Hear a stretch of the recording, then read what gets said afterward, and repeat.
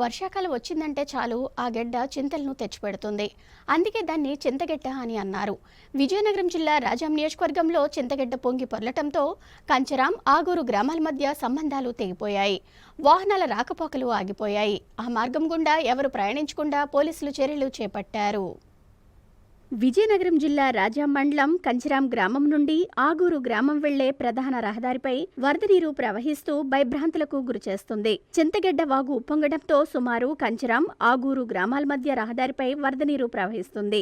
దీంతో 10 గ్రామాలకు రాకపోకలు నిలిచిపోయాయి. ఆయా గ్రామాలలో అధికారులు దండోరా వేయిస్తూ ప్రజలను అప్రమత్తం చేశారు. అత్యవసరంగా వెళ్లే వారికి రోప్వే ఏర్పాటు చేశారు. వైద్య సేవలు అవసరమైన వారిని పోలీసులు, రెవెన్యూ సిబ్బంది దగ్గరుండి రోప్వే ద్వారా వాగు దాటిస్తున్న పరిస్థితి నెలకొంది. వాగు ఉధృతం తగ్గినంత వరకు అధికారులు అక్కడే ఉండి సహాయక చర్యలు చేపట్టనున్నారు. అత్యవసరమైతే తప్ప ఆ దారి గుండా ప్రయాణం చేయరాదని హెచ్చరిస్తున్నారు.